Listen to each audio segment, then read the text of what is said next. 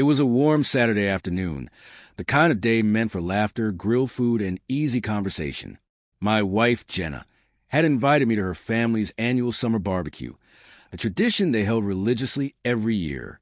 Normally, I wasn't one for large gatherings, but I went for her. I always did. Her family filled the backyard with noise. Kids running, drinks flowing, meat sizzling on the grill.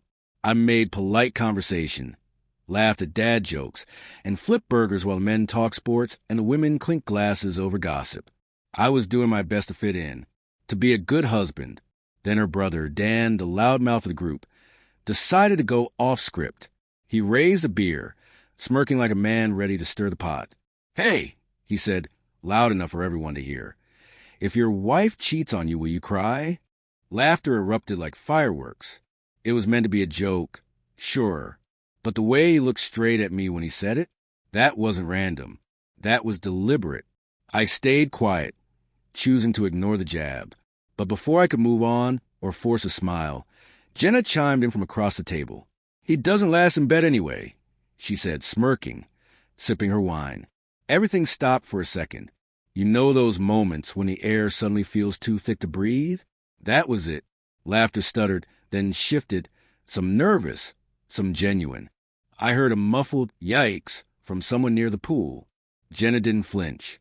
She didn't look at me, just stared into her glass like she'd said nothing unusual. I didn't scream, didn't curse, didn't throw my drink or storm off. I just raised my hot dog, stared at it for a moment like it was the most important thing in the world, and took a slow bite. That bite told them everything they needed to know. I wasn't going to react how they wanted, but inside, I was on fire. We'd had problems. Sure, every couple does. But this? Public humiliation, disguised as banter? No, this was something deeper. And judging by the way Dan smirked and Jenna leaned back with that smug satisfaction, I realized this wasn't a slip-up. Something was going on. That night back home, I didn't confront her. I let her sleep. I stayed on the couch and started thinking, really thinking, about the little signs I'd ignored. Late-night texting, sudden solo weekends away, the way she used to touch me and how that vanished overnight. I started digging the next day. Phone records, deleted messages, emails, cloud backups. I wasn't a hacker, but I knew enough. And what I found confirmed the rot I felt that day at the barbecue. She was cheating. With Dan's friend, someone we both knew, someone who'd been in our house, who'd shaken my hand, smiled at me, and toasted to our anniversary not 6 months earlier. The messages were vile, disgusting, not just because of what they did, but because of how they talked about me.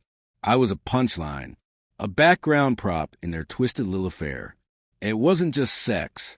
There were conversations about how I was boring, how I'd never know, how I was safe and easy to manipulate.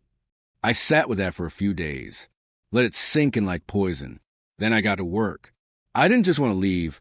I wanted to leave with clarity, control, and consequences. First, I met with a lawyer and mapped out everything. We had a shared house, no kids, joint accounts.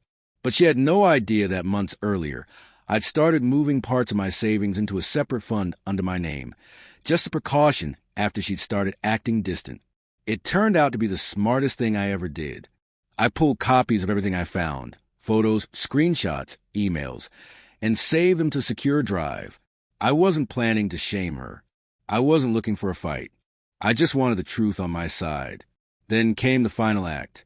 2 weeks later, Jenna's family invited us over again. Another gathering, this time smaller. I accepted, smiled, acted like nothing was wrong. The grill was hot, drinks cold, and everyone laughed like always. I waited until they were settled in the backyard. Jenna, Dan, the parents, a few close friends. Then I stood up, held up a toast. "I just want to thank everyone for the laughter last time," I said, voice calm, smooth. That hot dog joke really stuck with me. A few chuckles. I pulled out a small box and handed it to Jenna. She opened it confused. Inside, a flash drive. "What's this?" she asked. "Everything you deleted."